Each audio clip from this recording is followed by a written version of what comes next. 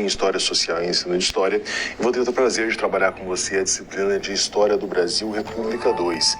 No primeiro tema da nossa aula de hoje, nós vamos trabalhar com trabalhismo, movimentos sociais e democracia. Essa disciplina de Brasil República 2 é uma disciplina bastante interessante, apesar do recorte cronológico dela ser mais enxuto comparado a outras disciplinas, né, como Colônia, como Brasil Império e mesmo República 1, ele é um período bastante conturbado, né? Nós vamos estudar desde a redemocratização do Brasil pós período do Estado Novo, que é a ditadura do Getúlio Vargas ali em 1945, até os ditames aí da política atual, impeachment da Dilma Rousseff, tudo que tem acontecido aí nesse início do século XXI na política brasileira. Então é uma disciplina bastante interessante, bastante importante, fundamental para a sua formação, temas bastante delicados nós vamos trabalhar nessa disciplina. A gente vai ver como que a história do Brasil é complexa, entrecortada, nós temos golpes, tentativas de golpe, ditaduras, uma ditadura civil, uma ditadura militar, reabertura política, jogos políticos muito grandes, enfim, é uma disciplina bastante importante, espero contribuir e ajudar na sua formação. Vamos ao primeiro quadro, com a contextualização da nossa disciplina. Você vai perceber que sempre a nossa aula é dividida em 3 blocos, em 3 grandes grupos. Na primeira parte da nossa aula, nós vamos falar sobre a estruturação do campo político, os partidos e as frentes parlamentares. Há toda uma reorganização de forças políticas no Brasil nesse período pós 1945, que é o fim do Estado Novo.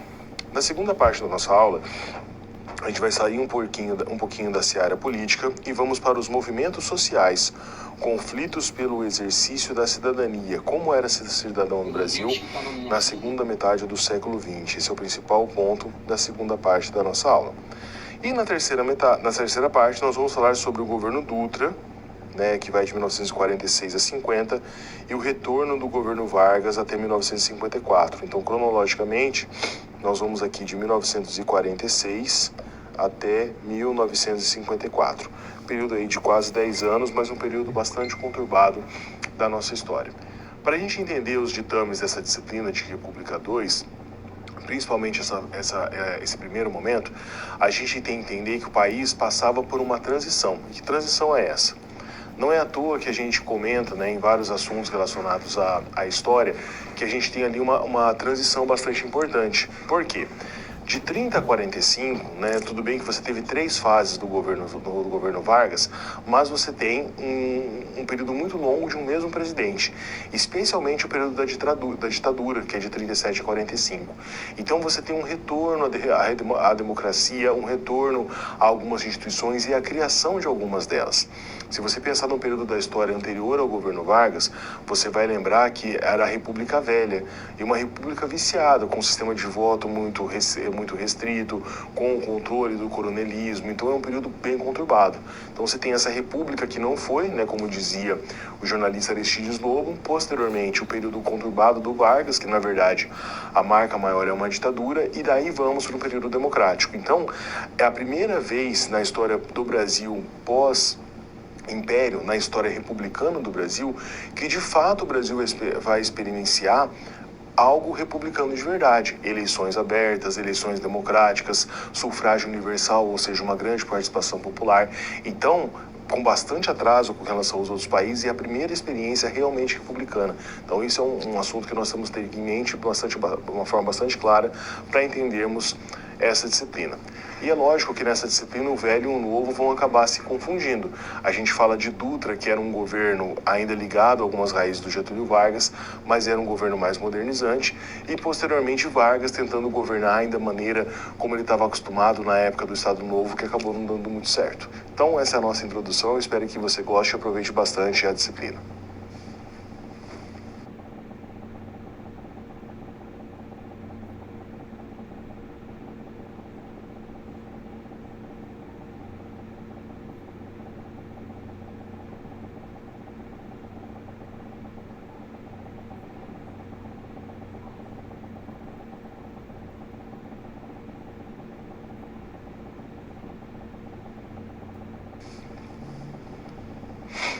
Bom, vamos então para o nosso primeiro conceito, né? Trabalhismo, movimentos sociais e a democracia. Vamos trabalhar com essas 3 estruturas: trabalhismo, movimentos sociais e democracia. Vamos ao quadro. a estruturação do campo político, partidos e frentes parlamentares. Então, a gente tem que ter uma ideia do panorama político pós-Estado Novo. Nós temos aqui uma formação de partidos políticos que ela era bem mais sucinta com relação ao que nós temos hoje. Nós tínhamos a UDN, que é a União Democrática Nacional, que era caracterizada por serem opositores do presidente Getúlio Vargas. Então, a oposição a Vargas, desde a época do Estado Novo, está concentrada na UDN. Nós temos o PSD, o Partido Social Democrático, que não era o partido de Vargas, era um partido da elite agrária do país, mas um partido que sempre apoiou Getúlio Vargas. Então, um partido que representava a parcela da elite que votava e que sempre estava junto com o governo Vargas. O PTB, Partido Trabalhista Brasileiro, isso sim, partido fundado por Vargas, o seu berço eleitoral era a sua segurança e o seu reduto político. E os comunistas, o Partido Comunista Brasileiro, que vivia a idas e vindas da legalidade. Ele se tornou legal em 1946, aí em 47 se tornou ilegal de novo. Então é um panorama político bastante restrito. Se nós pensarmos hoje, você tem uma pluralidade partidária muito grande. Você tem partidos que são de extrema esquerda, de uma esquerda mais moderada, de centro, centro-direita, direita extrema. Você tem aí vários partidos políticos. E no sistema que nós temos atualmente, posteriormente nós vamos trabalhar com isso, o nosso sistema eleitoral, ele facilita e em certo ponto até fomenta que haja uma pluralidade muito grande de partidos, porque a toda hora você tem lá a fundação de novos partidos para ter acesso ao fundo partidário. A última vez que eu consultei, nós estávamos em 39 partidos políticos e mais alguns ainda estavam na fila para ser criados. É óbvio que você não tem 39 ideologias totalmente diferentes no país.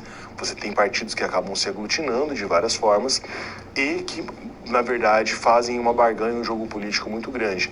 É o que o cientista político Sérgio Abranches vai chamar de partidarismo ou presidencialismo de coalizão. Mas a gente vai falar isso mais no final da nossa disciplina, nas aulas subsequentes.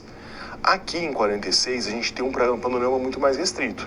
Então você tem o Partido Trabalhista, que é o partido de Vargas, o PSD, que é um partido de elite, mas que também apoiava Vargas, a oposição que era tolerada e até certo ponto fazia mais força, que era a UDN, e o Partido Comunista, que era mais radical e que flertava a todo momento com a ilegalidade. Não podemos esquecer do contexto histórico que nós estamos vivendo aqui, Afinal de contas, pós-1945, pós-Segunda Guerra Mundial, nós temos o início do período conhecido como Guerra Fria, e o alinhamento político que o Brasil vai ter nesse período também é importante de ser analisado. Vamos ao quadro novamente.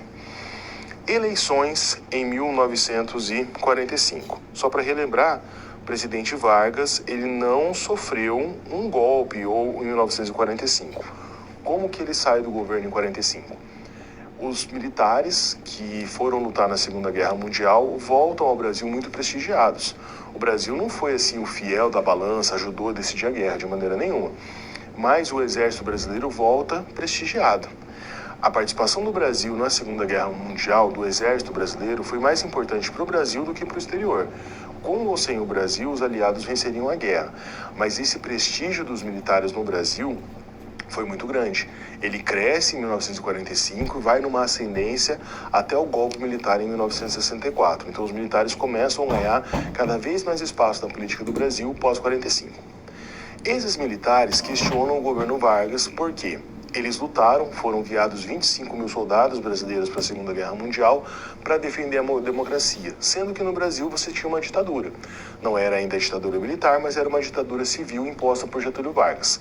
Mediante essa contradição e percebendo alguns desgastes políticos, Vargas tem um recuo estratégico. Ele renuncia, espera o panorama político se reorganizar para futuramente poder voltar à presidência. Então ele não sofreu um golpe nem nada disso. Ele, percebendo o contexto e percebendo as pressões que ele estava sofrendo dos militares, ele renuncia e daí em 45 nós temos eleições.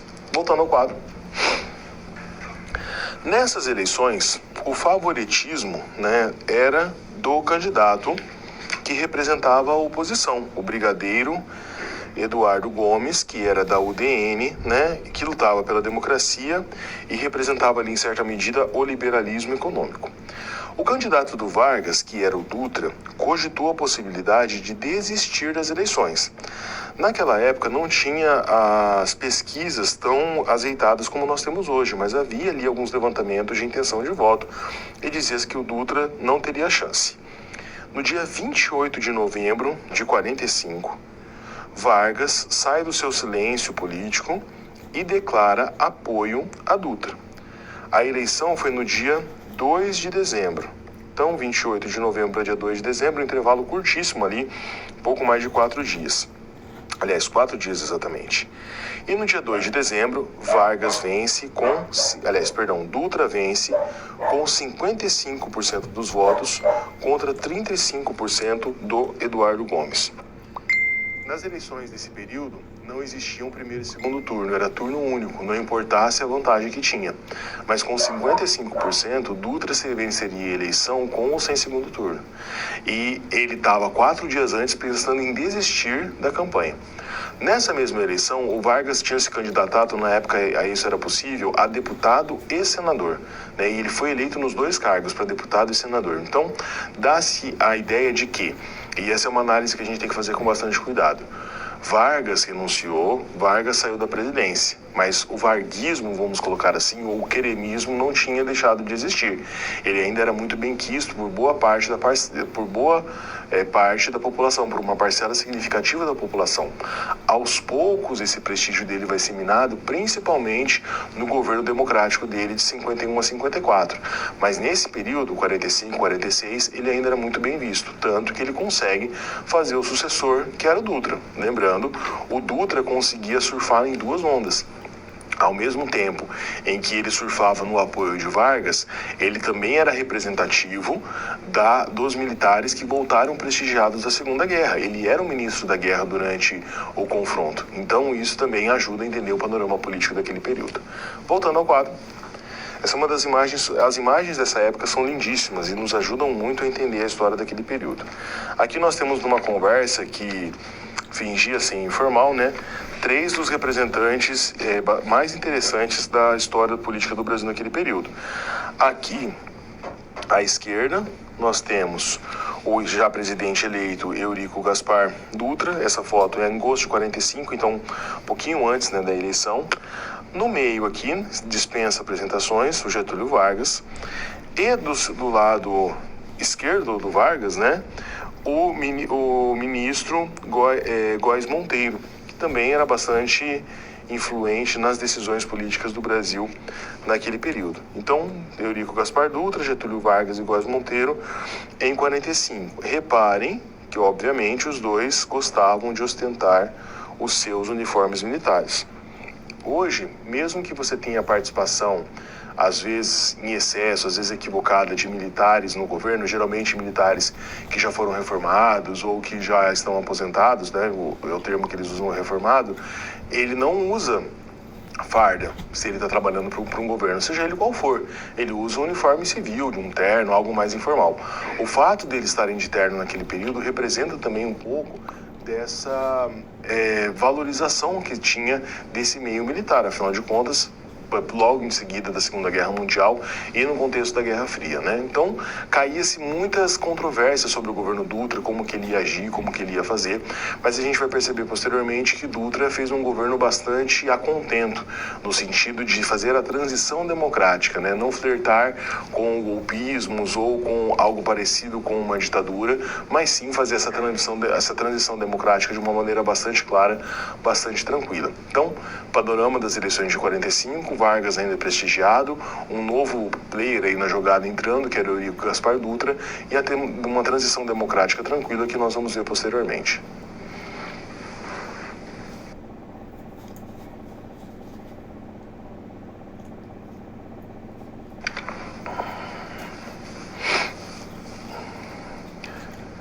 Continuando o trabalhismo, movimentos sociais e democracia, aspectos gerais do governo Vargas. Aliás, do governo Dutra, perdão. Nesse período, você não tinha segundo turno para as eleições, o mandato presidencial é de 5 anos e não tem reeleição. Se tivesse reeleição, poderia ser que o Dutra ganhasse, porque ele acaba o governo dele com bastante aprovação e foi um governo considerado bom. Quando a gente fala de governo bom e ruim, isso é muito relativo, depende da pessoa, depende da situação, mas a gente pode colocar em linhas gerais que o governo Dutra fez uma transição democrática bastante tranquila, não teve nenhum caso de corrupção estourando naquele período, mesmo que o trabalho da imprensa naquela época não fosse tão veemente quanto é hoje, né? Não se tinha tanta fiscalização, mas é um governo tranquilo, um governo pacificador, vindo de uma ditadura como a do Getúlio Vargas. Vamos ao quadro. Então, governo Dutra, 46 a 50, as principais características. Primeiro, ele faz a tão sonhada o retorno à democracia. Lembrando que esse retorno à democracia, ele é bastante significativo, uma vez que é a primeira experiência democrática, propriamente dita, sem vícios, que nós vamos ter no Brasil nesse período. Os principais aspectos da Constituição. Então, em 1946, o Dutra convoca uma Assembleia Nacional Constituinte e elabora uma Constituição para o Brasil. Lembrando, não é por falta de Constituição que o Brasil sofre, né? A primeira nossa foi em 1824, que é a Constituição pós-independência. Depois nós temos a Constituição de 1891, que é a Constituição do Brasil republicano. Quando entra o Getúlio Vargas para acabar com a política do coronelismo, voto de cabresto, tem a Constituição de 1934 e no Estado Novo a Constituição de 1937 e com a de Dutra 46. Então, pensando que um país de 1889, quando você tem o golpe da República, até 46, num período ali de mais ou menos 50 anos, 5 constituições, uma constituição a cada 10 anos. Então, pegue esses dados, essas datas, essas informações, para que você tenha uma ideia de quão conturbado politicamente era esse período no Brasil. 50 anos, 5 constituições, uma constituição diferente a cada 10 anos em média. Voltando ao quadro. Principais aspectos da Constituição, lógico que a gente não vai falar da Constituição inteira, mas só para a gente ter algumas bases. Primeiro, existia o direito de greve, exceto em setores essenciais. O problema é que essa lista de setores essenciais era tão grande que se dizia no jargão da época que só poderia ter greve em perfumarias. Todo o resto era proibido ter greve. Algumas discussões interessantes que foram feitas em 46. Primeiro, o voto feminino é ratificado, né? Já tinha sido colocado no Brasil desde 34. Governo presidencial de 5 anos, sem direito à reeleição, algo que eles tentam aprovar, voltar até hoje. Casamento indissolúvel. Aí vocês devem estar pensando assim, professor, mas você errou. Por que você colocou casamento indissolúvel se não teve divórcio? Qual que é o avanço disso? O avanço é que, apesar de não ter sido aprovado o divórcio, as discussões foram acaloradas para isso. Faltou pouco para o divórcio ser aprovado no Brasil naquele momento. Então, se ao mesmo tempo é uma sociedade politicamente conturbada, você tem ali alguns rearranjos sejam feitos, você tem alguns sinais de uma mudança dessa sociedade. A década de 50 é muito importante para o Brasil porque ela é uma ruptura. Até 1950, a maioria da população do Brasil, por exemplo, vivia na zona rural. De 50 para frente, essa população torna-se urbana. A questão da industrialização, que é forte no período Vargas, tem grandes reflexos nas décadas seguintes. Então, a gente está vendo um país em transição. Se hoje nós temos ali aproximadamente 230 milhões de habitantes, nessa época a população do Brasil beirava ali os 60, 70 milhões. Então, apesar de ser um período cronologicamente perto de nós, né, tem menos de 100 anos, o país muda muito nesse período. Então a gente não pode cometer o anacronismo de querer analisar essa época com o nosso olhar. A gente sempre tem que estar pensando em como que era o país daquela época, como eram as visões, o que estava acontecendo naquele período.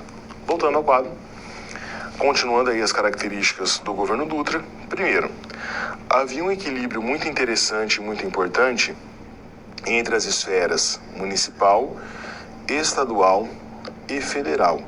Não havia intervenções. Se você pensar que no governo Vargas ele vai nomear interventores para os estados e destituir os governadores, aqui é um respeito muito grande para essas esferas.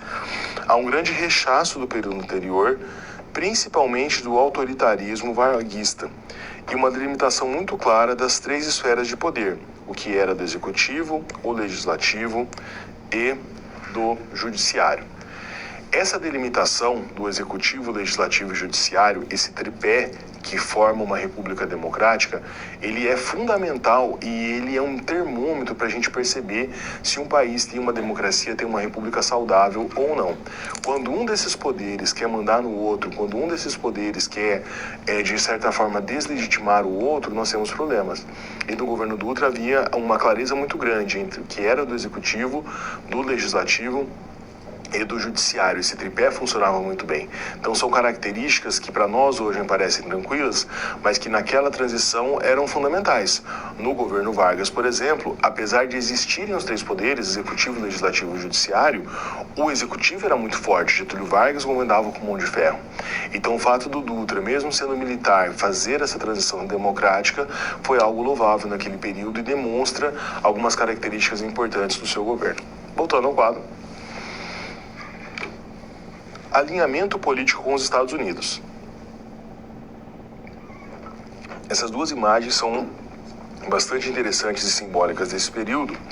A fonte está aqui, né, da Fundação Getúlio Vargas, o CPDOC, que aliás é uma fonte de estudos muito interessante para você, e está dizendo o seguinte: na imagem da esquerda, nós temos aqui o presidente Dutra, e do lado, o presidente Harry Truman dos Estados Unidos, que é o presidente que vai assumir no finalzinho da Segunda Guerra Mundial, quando Roosevelt já fica bastante doente. Essa imagem da direita é a minha favorita, né? Aspecto da visita de Eurico Gaspar Dutra aos Estados Unidos, 18 de maio de 1949. Reparem o seguinte, vocês estão vendo aqui o fundo, a Casa Branca. Olha a recepção que foi feita para o presidente Dutra, um presidente brasileiro nos Estados Unidos. Trânsito parado, uma parada militar organizada. Então você está vendo aqui, ó, tem fanfarra, os carros abertos, uma bandeira do Brasil hasteada, escrito em português, bem-vindo presidente Dutra. Enfim, há uma grande recepção ao governo Dutra nos Estados Unidos. Aí você deve estar pensando, professor, mas por que isso? Será que o Brasil era mais importante naquele momento? Será que nós perdemos prestígio? Qual que é a jogada aí? Nós temos várias situações. Primeiro, esperava-se naquele período que o Brasil desempenhasse um papel de uma micropotência, vamos colocar assim, na América Latina. Que o Brasil poderia comandar algumas visões relativas à política, à economia e à influência geopolítica na América Latina. Então os Estados Unidos queriam atrair o Brasil para perto de si por conta disso. Segundo, que a gente não pode deixar de esquecer é a questão da Segunda Guerra Mundial. Pós-Guerra Mundial, nós estamos no período da Guerra Fria. Quanto mais aliados para os seus países, melhor. Lembre-se que o governo dos Estados Unidos começa com a doutrina Truman, com o Plano Marshall, exatamente para fortificar os aliados norte-americanos no período da Guerra Fria. E havia-se uma expectativa de que o Brasil se desenvolveria mais. Havia a política da boa vizinhança dos Estados Unidos que influenciava essas decisões. Quero citar para vocês, aproveitar aqui, um livro de uma colega pesquisadora que fez a sua tese de doutorado com relação a esse período. Então eu anotei aqui para não esquecer. A professora Aline Locastre, né, ela é professora da Universidade Federal de Goiás, e o livro se chama Seduções Impressas, Paradigmas Estadunidenses no Brasil. Nesse livro, a qual eu me baseei para montar parte dessa aula, ela faz exatamente essa análise de como que o Brasil se encaixava nessa geopolítica da América com relação à política da boa vizinhança, a aproximação do Brasil com os Estados Unidos e a visão que se tinha do Brasil naquele período. Faço votos para que você leia o livro e busque outras informações também sobre o tema que nós estamos estudando.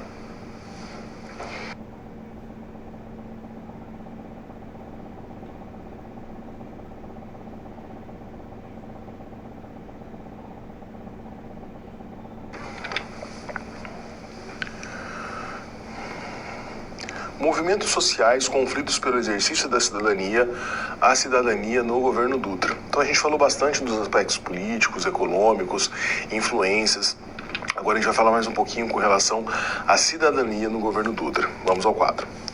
Então, características gerais do governo Dutra: havia uma perseguição muito grande ao comunismo. Ser comunista no Brasil naquela época era algo terrível. Perseguições era sinônimo de confusão de coisa ruim. Era pregado um medo muito grande do comunismo nesse período da Guerra Fria. Esse medo muitas vezes tinha a ver com desconhecimentos sobre a ideologia, como ela funcionava. Era apenas colocado uma propaganda ruim, a ponto de livros de autores russos, por exemplo, serem proibidos no Brasil. Você que se interessa por educação, um dos grandes pilares da educação tem a ver com o socio-interacionismo do Vygotsky.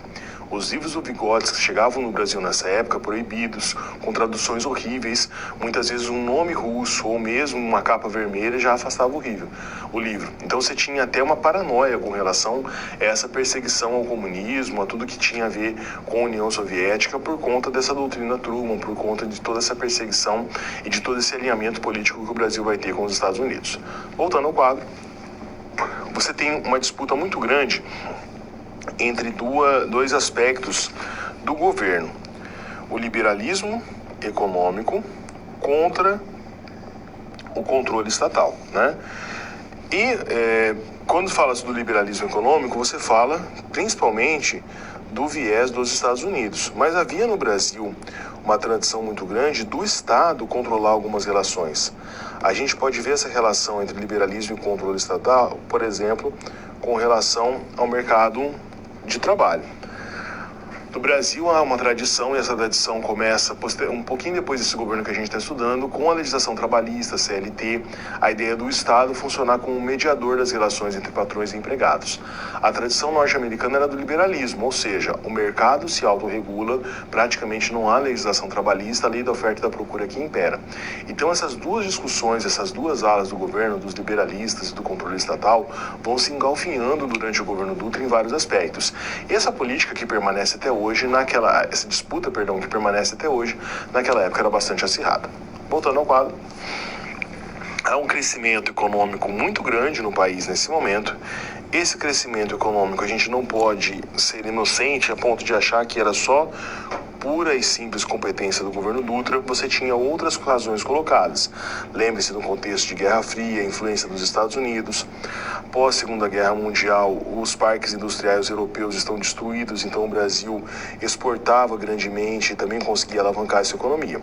Fato é que de 1948 a 1951, nós temos um crescimento do PIB brasileiro, em média, de 8%. A gente vê as notícias, você está meio antenado aí como bom aluno, boa aluna. O PIB do Brasil, quando cresce 1,5%, 2%, é uma festa, é uma comemoração. Os anos que nós tivemos de recessão foram muito fortes, com a economia não crescendo nada. Você imagina um país em que a economia cresce estonteantes 8%. De 1950 a 1980, o Brasil é um dos países que mais cresce no mundo, que mais tem a sua economia em desenvolvimento, né? A época do milagre econômico, que depois nós vamos trabalhar também e desmistificar um pouco essa ideia do milagre, mas o fato é, a economia prosperava, tinha uma industrialização, você tinha crescimento econômico. A grande questão naquela época, e talvez a grande questão hoje, é a seguinte: como que é esse crescimento? Quais são as parcelas da sociedade que conseguem desfrutar desse crescimento? Essa é uma questão que a gente vai ver posteriormente. Voltando ao quadro. Eleições de 1950, panorama político novamente. Tem-se as eleições para findar o governo de Eurico Gaspar Dutra. Nessas eleições, os partidos políticos que nós já comentamos aparecem aqui, né? O PTB, que era o partido do Getúlio, a UDN, União Democrática Nacional, e o PSD. O Partido Comunista Brasileiro não aparece aqui porque ele foi posto na ilegalidade em 1947, por conta principalmente das questões relacionadas à Guerra Fria. O Vargas vence a eleição, quase 49% dos votos. O Eduardo Gomes de novo perde a eleição. E o Cristiano Machado fica ali com 20 e tantos por cento. Você deve estar se perguntando: professor, você falou que o PSD apoiava, o PTB apoiava Vargas. Sim, por isso que essa candidatura do Cristiano Machado foi tão pequena. Tinha gente do próprio PSD que lutava contra o Cristiano Machado e apoiava Vargas. Então, mesmo depois de renunciar, de sair do governo, de ficar um pouco mais sai dos holofotes, não ficar tão em evidência, Getúlio Vargas vence a eleição e volta pela primeira vez como presidente eleito. Olha que contradição. O presidente, se a gente pensar, tirando o imperador Dom Pedro II, que governou o Brasil 49 anos, de 1840 a 1889, Getúlio Vargas é até hoje o presidente que mais tempo governou o Brasil. Ele governa o país por quase 19 anos. Desses 19, 15 anos no período 30 a 45 com uma ditadura, sem ganhar nenhuma eleição. Em 30, ele perdeu a eleição. Você pode questionar que você tinha ali questão de a eleição ser fraudulenta ou não, mas ele perde a eleição e dá um golpe. Em 34, ele vence uma eleição indireta na Assembleia Nacional Constituinte. Em 37, outro golpe. Então, é a primeira vez que ele vai governar como presidente eleito. E a gente vai ver, pelas ações do seu governo, que ele não se dava muito bem com esse governo democrático. Voltando ao quadro, a primeira citação da nossa aula, né, do Caio Prado Júnior, um dos baluartes aí da historiografia nacional, no livro História Econômica do Brasil, de 76, ele vai afirmar o seguinte: da experiência dos anos de 51 e 52, ficou sobretudo a lição, infelizmente não bem assimilada, de que o desenvolvimento industrial do país exigia medidas muito mais profundas e de natureza muito mais geral que simples providências fundadas em circunstâncias excepcionais, como foi a momentânea e precária valorização nos mercados internacionais de nossos produtos de exportação. O que o Caio Prado Júnior está problematizando aqui que é importante para a gente? O Brasil se desenvolve nesse período? Sim. Tem uma industrialização forte? Sim. Mas essa industrialização, ela não se desenvolveu por características próprias do Brasil. Ou seja, não é que o Brasil desenvolveu uma grande tecnologia ou estruturou a sua indústria de uma maneira muito forte. Não. Essa indústria e essa economia do Brasil cresce principalmente com a exportação. Como a Europa estava destruída no pós-Segunda Guerra Mundial, o Brasil importava muito. Importava as chamadas commodities, produtos que eram com preço mais controlado no mercado, na bolsa, com produtos que eram mais ligados ao setor agrário. Exportava também produtos industrializados, mas não com tecnologia avançada.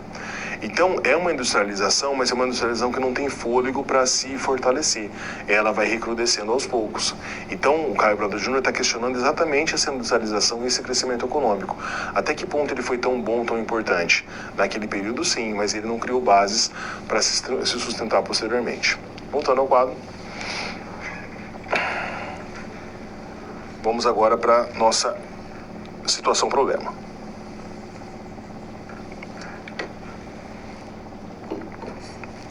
A história é cíclica? Nós que estudamos história sabemos que ela não é cíclica. Ela tem momentos que parecem de repetição, né? Mas se imagina a história mais como uma espiral, algo que é mais não tão linear assim. Você tem momentos que parecem cíclicos, momentos que não parecem, mas esse panorama político do Brasil ele é bastante interessante em vários aspectos. Vamos ver por quê.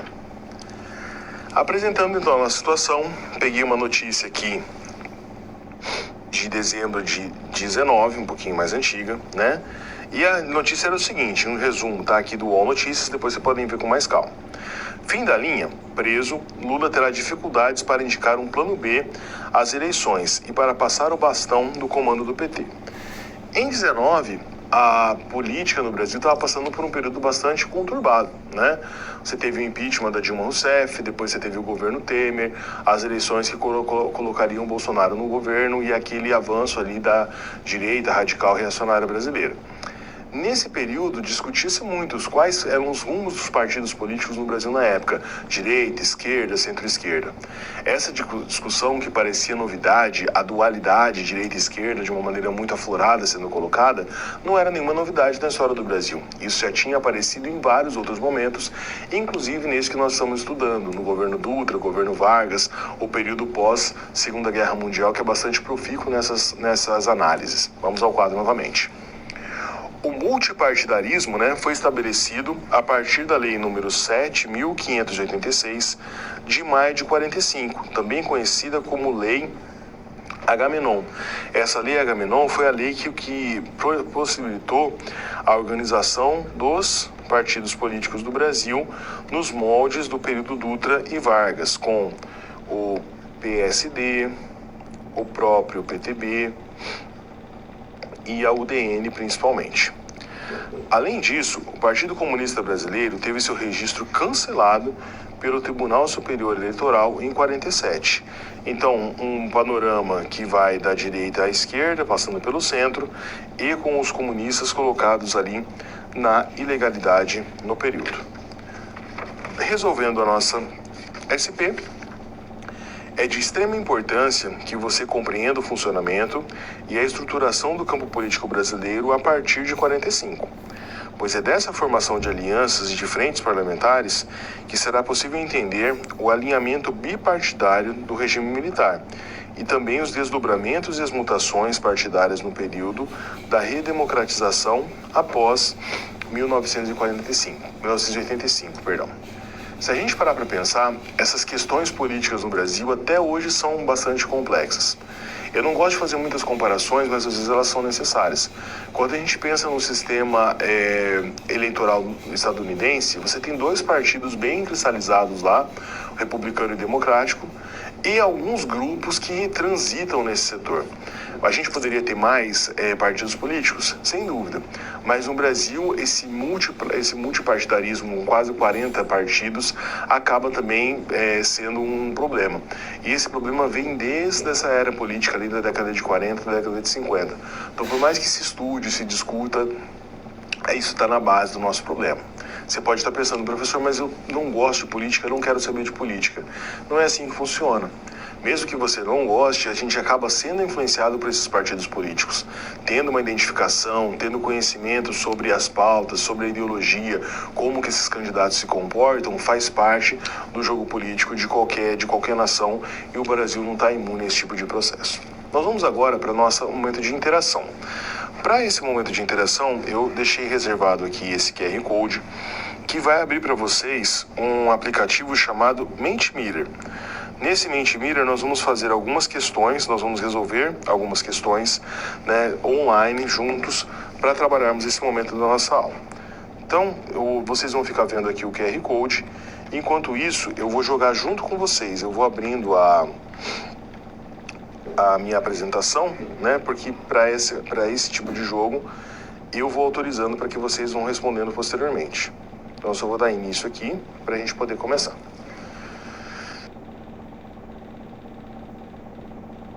Aula até agora, governo Dutra, governo Vargas, enfim, mas são interessantes. Deixa eu só atualizar aqui, esperar um pouquinho para quem for entrar e começar.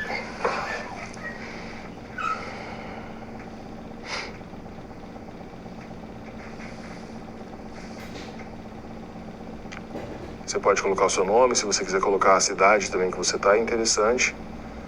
E a gente vai respondendo.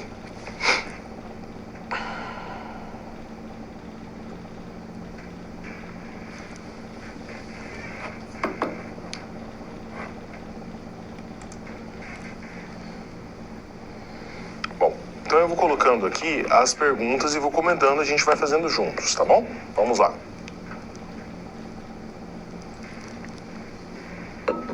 Você deve responder certo e responder rápido, Então a primeira que aparece é o seguinte: o que a imagem abaixo pode nos dizer sobre o contexto histórico do Brasil após a Segunda Guerra? Essa é a imagem que a gente trabalhou na aula agora há pouco, falando sobre como que Dutra era bem visto no Brasil, bem visto nos Estados Unidos, a política da boa vizinhança.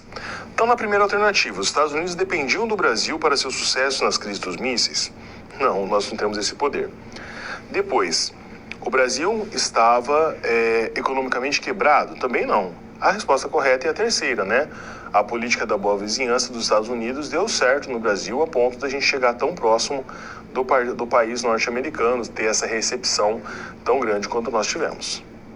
Vamos agora para a segunda questão. Aqui. Ele está aqui entre o Rodrigo de Londrina e o Alfredo, que são os que estão aparecendo. Esse quadro do líder aqui é só uma brincadeirinha, uma provocação. Vamos lá.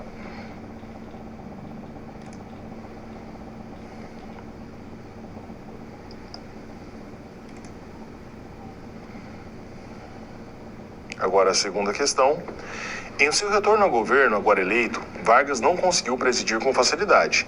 A esse respeito, analise e assinale as alternativas corretas. Então nós temos 3 alternativas também. Vargas tinha dura oposição e era questionado inclusive por sua base. A primeira, Vargas não conseguiu ter a maioria do Congresso, o centrão político. E a terceira, o presidente rompeu relações com os Estados Unidos, o que findou seu mandato. A correta é a primeira, né? Vargas tinha dura oposição, era questionado inclusive por sua base. Ele estava acostumado a governar, né, de maneira não democrática, ele estava acostumado a ser um ditador, a mandato todo mundo obedecer. E quando ele teve que lidar com a democracia, ele sofreu muitas oposições. Isso levou, inclusive, posteriormente ao suicídio dele, mas isso a gente vai tratar posteriormente. Agora, novamente, defina em 2 palavras o significado da redemocratização no Brasil após a Segunda Guerra Mundial. Então você pode colocar aí 2 palavras que simbolizem a redemocratização do Brasil. Então eu vou colocar 2 aqui, mas a gente pode colocar várias, né? Tem relação com liberdade, tem relação com república. Nós temos também você pode partir para o lado mais complexo, né? Falar um pouquinho sobre as críticas que tinham naquele período. E aqui ele vai montando aqui uma nuvem de palavras para que a gente debata sobre essa situação. Pouca liberdade, né? A liberdade até que ponto, né? Meio questionada. Enfim, a gente consegue fazer algumas considerações. O Rodrigo de Londrina foi o vitorioso aqui da nossa interação, da nossa atividade. Bom, espero que vocês tenham gostado. E a gente vai continuando agora a aula com os próximos temas. Falamos bastante do governo Dutra, falamos só da eleição do governo Vargas. A gente vai aprofundar posteriormente mais sobre o governo Vargas.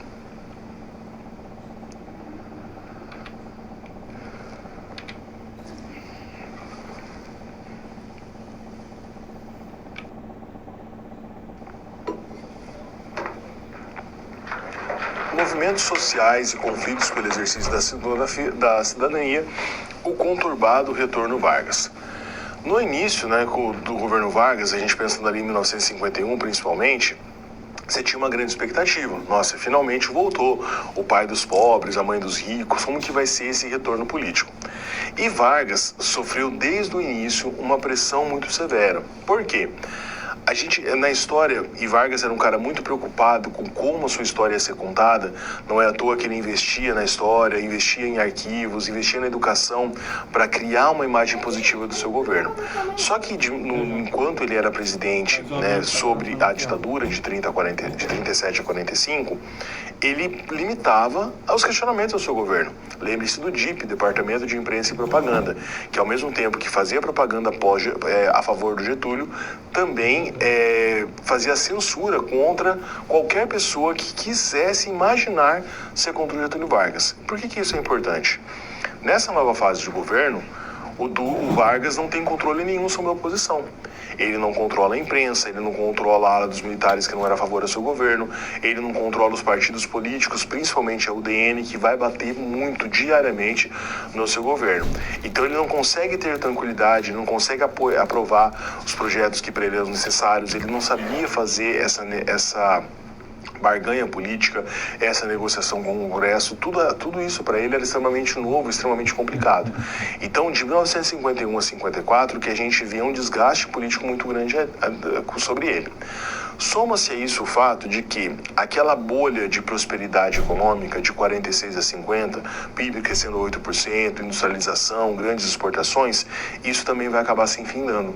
Então junta um aspecto econômico, que tem relação com a economia do Brasil, mas também com o aspecto internacional, com a própria inabilidade dele de governar sobre a exegese de uma república democrática. Então isso foi duas das principais características de quando a gente analisa o governo Vargas, principalmente esse governo democrático. Vamos ao quadro novamente. Então, características do governo Vargas, 51 a 54. Primeiro, dificuldades de governar democraticamente. Vargas não tinha essa habilidade política.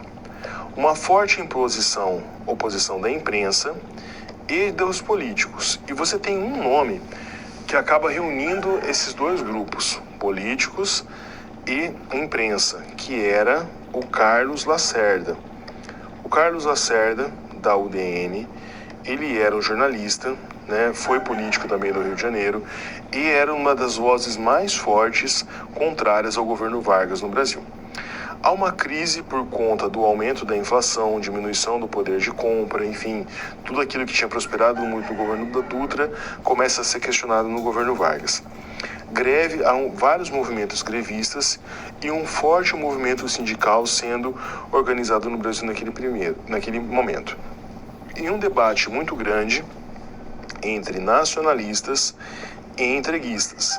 Nacionalistas e entreguistas são os mesmos grupos que a gente falou lá atrás com relação ao controle estatal e ao liberalismo.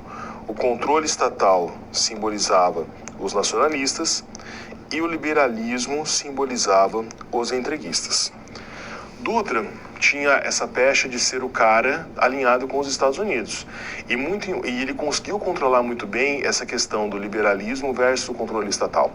Ao mesmo tempo em que ele fazia medidas que beneficiavam a indústria nacional, então, por exemplo, ele fomentava a criação de indústrias nacionais, da Companhia Siderúrgica Nacional, por exemplo, ele não limitava de uma maneira muito forte remessa de lucros, ele permitia investimento de empresas norte-americanas, você tinha ali uma certa tolerância. Vargas é diferente. Essa ideia do nacionalismo era muito mais forte em Vargas, tanto que há o debate muito forte pela criação da Petrobras, porque tendia-se a criar também a permitir que a exploração de petróleo no Brasil fosse feita por empresas estrangeiras, e Getúlio Vargas cria a Petrobras como monopólio.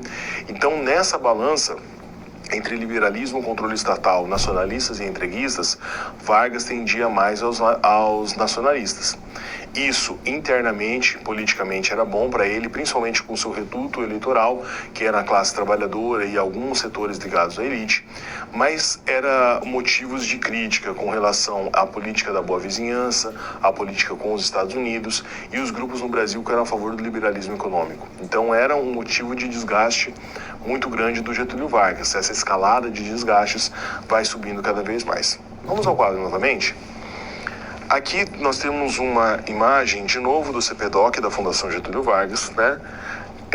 O título do artigo é Ele Voltou Cidadania nos anos de 1950. E o que eu quero chamar a atenção de vocês para essa imagem?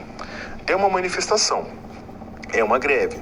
Comício pela elevação do salário mínimo em 1954. Olha a faixa. A faixa demonstra bem essa relação de amor e ódio, de questionamento e respeito que a população tinha com Vargas naquele período. Olha o que a faixa diz. Getúlio criou o salário mínimo. Getúlio saberá elevá-lo. Hoje em dia, nas manifestações populares que nós vemos, a gente não tem uma manifestação tão respeitosa assim.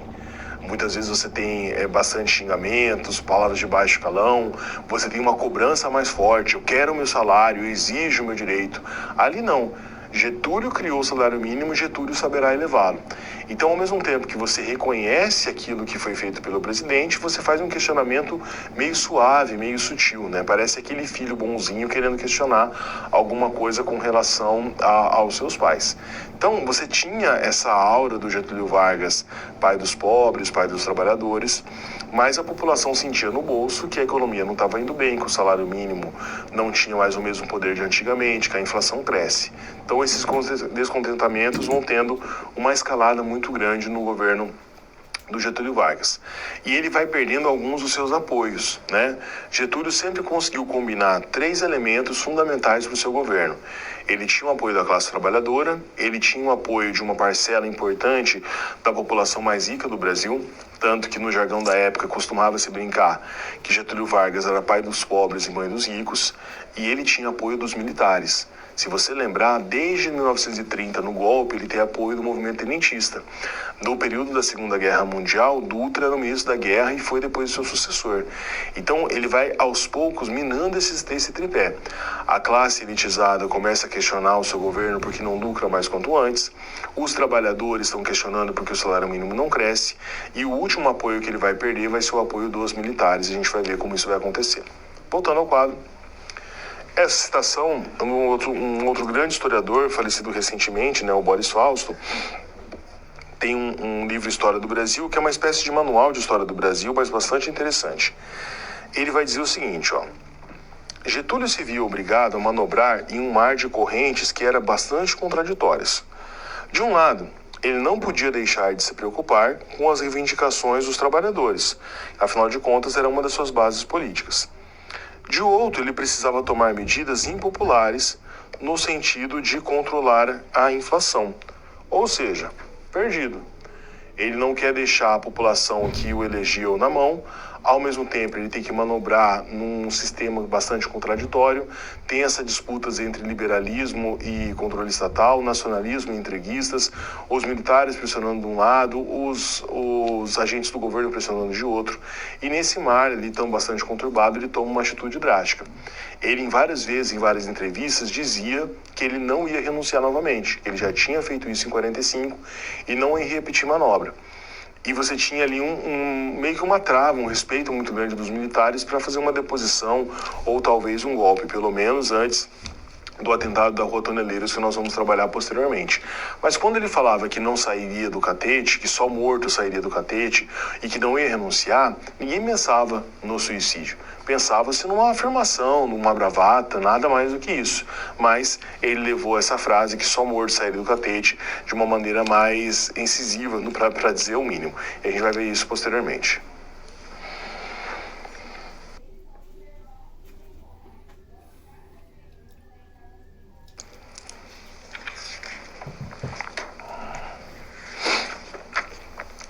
Crise e o fim do governo Vargas, a derrocada política. Já num período de bastante exacerbado aí das suas questões políticas, 1953, lembrando que o governo Vargas acaba em 54, tem-se a criação da Petrobras. A criação da Petrobras teve uma disputa muito grande, por quê? Pensava-se naquela época em liberar para que empresas estrangeiras fizessem a exploração do petróleo brasileiro, pagando impostos, obviamente, alguma retirada. A ideia de criar uma companhia brasileira com um monopólio estatal levou os nacionalistas à loucura, mas no sentido mercadológico, não sei se faria tanto sentido. E essa é uma discussão